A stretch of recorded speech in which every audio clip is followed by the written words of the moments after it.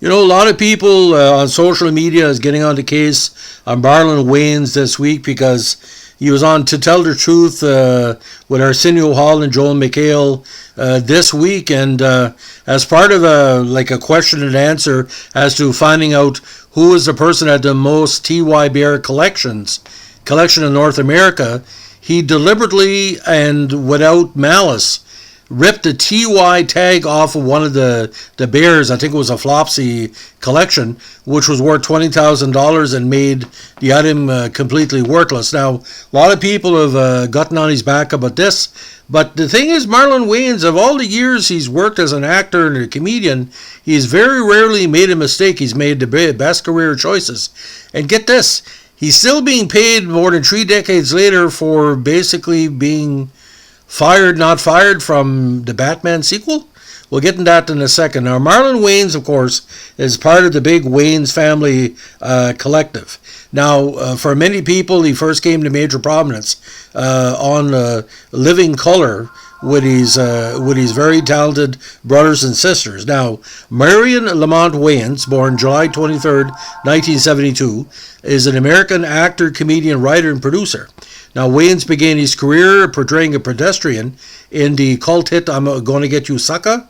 He went on to regularly collaborate with his brother Shawn Wayans on the WB sitcom The Wayans Brothers, which was on for 4 years in the late 90s, and in the big comedy flick hits Scary Movie 2, White Chicks, Little Man, and Dance Flick. Now, Wayans is also known for his dramatic roles, including a very strong performance in Darren Aronofsky's critically acclaimed film Requiem for a Dream, which saw his departure from the usual comedies. Now, Wayans has appeared in numerous other films, including the Eddie Murphy movie Norbit, G.I. Joe: The Rise of the Cobra, The Heat, A Haunted House, and its sequel, A Haunted House 2, Naked, the parody 50 Shades of Black, Sextuplets, and On the Rocks. Now, he partnered with Randy Adams to create What the Funny, an online destination for urban comedy. Wayans created the comedy competition television show Funniest Wins, which aired on TBS in 2014. Now, since 2014, Wayans and his brothers have been traveling in the U.S. with the Wayans Brothers Tour. Now, the native of New York City will be turning 50 on July 23rd, so he's been around again for almost all his adult life. Now, in 2017, he also starred his own NBC sitcom, Marlon, which ran for 2 seasons. Now, Wayans again was born in NYC, the son of Elvira Alethea Green, a homemaker and social worker, and Howell Stoughton Wayans, who was a supermarket manager. His family were devout Jehovah's Witnesses. Wayans was raised in the housing projects in New York City, the youngest of 10 children. He is the brother of fellow actors and presenters Nadia, Sean, Keenan Ivory, Damon, Dwayne, and Kim. Now, Wayans went to Fiorello H. LaGuardia High School of Music and Art and Performing Arts in New York City, the school made famous in fame. After graduating from high school, he attended the great Howard University in Washington before dropping out after 2 years. Now, Marlon appeared with his siblings on In Living Color in the early to mid-1990s. From 95 until 99, Wayans co-starred in the WB sitcom The Wayans Brothers with his brother Shawn. Now, here's where it gets kind of freaky, ladies and gentlemen. Because of his Q factor, all the Wayans were very popular and still are at the time. He was originally considered for the role of Robin in the 1992 film Batman Returns. However, it was felt that the film featured too many characters, so the character was omitted from that film. He was then formally signed for the role in the 1995 sequel Batman Forever to play opposite Billy D. Williams, who was going to play Two-Face. Of course, Billy D. was in the first movie, playing Harvey Dent.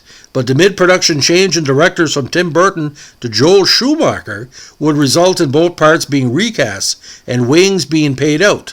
Williams was not yet signed on, but he received a penalty fee as his contract for Batman allowed him the option of reprise. Now, Marlon was much more lucky. He still receives some royalty payments to this day. Now, not exactly sure what it is, but if you do the rough math, It's probably several $1,000s a year. And I think he would have been great at Robin because he had that comedic style. Chris O'Donnell was okay, but a Black Robin would not be out of the realm of possibilities because it really fit. Color means nothing because Robin is a very what he call relatable character. Now, in August 2001, a comic adaptation of the original concept, which was called Batman '89, began publication by DC Entertainment, using Wayans' likeness for Robin with his permission. Their civilian identity remained Drake Winston. Now, he was a big success as the producer of the first two films of the Scary Movie series, in which he and Sean were credited writers and co-stars. Now, the movies are not for everybody, but they're comedy classics of the ilk because what he called the Dave Chappelle type of comedy, and really appealed to black and inner city and Canadian audiences. It was probably two of the biggest movies, parody movies in Canadian film history, amongst Canadian customers. Now, in 2000, he appeared as Tyrone C. Love in Requiem for a Dream and as Snails in Dungeons & Dragons. The same year, he and his brother Sean hosted the 2000 MTV Video Music Awards, and Wayans also produced the Nickelodeon cartoon series Thugaboo. In 2017, NBC gave his own sitcom Marlon, I'm sorry about that, for a 10-episode run, and in September 2017, Marlon got renewed for a second season by NBC. And again, that series is available on Netflix. Now, in September 2017, Variety announced that Wayans would be partnering up with the LA-based entertainment company Shot Studios to launch his own YouTube channel. Now, he's also appeared in various creators such as Anwar Jibawa and Hannah Stockton. Most recently, he signed a big deal with HBO Max. Now, Wayans, of course, a lot of people already know he was close friends with rapper Tupac Shakur until his death in '96. And Wayans, of course, is also a longtime friend of the great actor Omar Epps. So, again, the blaxploitation explosion of the 80s and 90s, he was in quite a number of movies, including I'm Gonna Get You Sucker, Mo Money, Above the Rim, Don't Be a Menace to South Central While Drinking Your Juice in the Hood, and other big shows including The Sixth Man, Senseless, Requiem for a Dream, Scary Movie, Tangerine Bear, Dungeons & Dragons, Scary Movie 2, Behind the Smile, The Lady Killers, the very controversial movie White Chicks, 2006 Little Man, 2007 Norbert, 2009 Dance Flick, G.I. Joe The Rise of the Cobra, 2010 Marmaduke, 2013 A Haunted House in the Heat, 2014 A Haunted House 2, 2016 a very underrated movie 50 Shades of Black, 2007 Naked, 2019 Sextuplets, 2020 On the Rocks, 2021 Respect, and then Boo in 2022. Now on television, he was on The Best of Robert Townsend and His Partners in Crime in 91, In Living Color in 92-93, Wayans Brothers 95 to 99, 96 The Parenthood and Mr. Show with Bob and David, 96 to 97 Wayne Head, 98 Comics Come Home 4, 99 Happily Ever After Fairy Tales for Every Child, 2000 MTV Music Awards, 2006 Tugaboo, 6 Degrees, 2011 Children's Hospital, 2013 Second Generation Wayans and Legit, 2014 Funniest Wins, and again as we continue on, 2016 Animals, 2017 and 18 Marlon, 2019 Sherman Showcase, 2022 Bel Air, French Prince of Bel Air dramatic interpretation, and Marlon Wayans presents the headliners.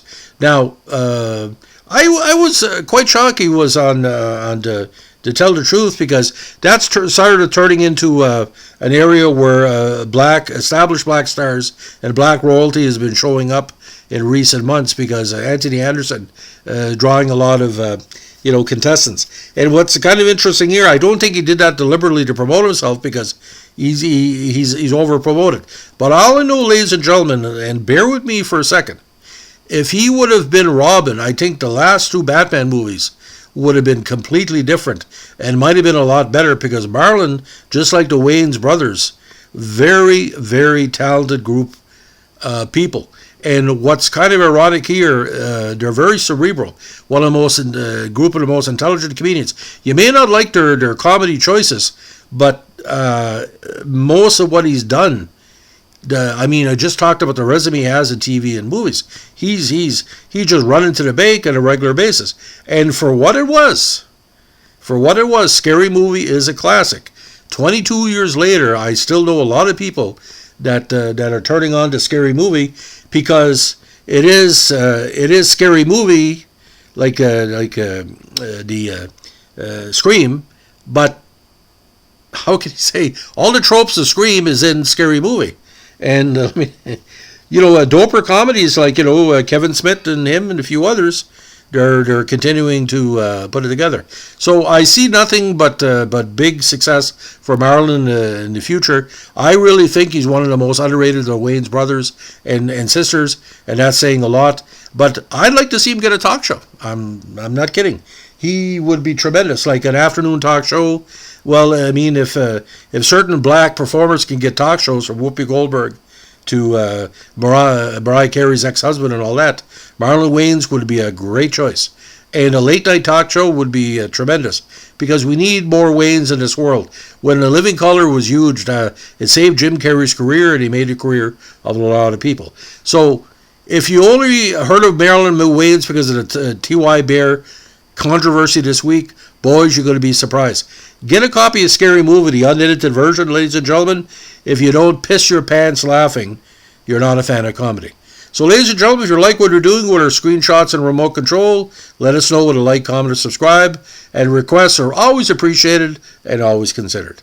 Thanks for listening. Bye.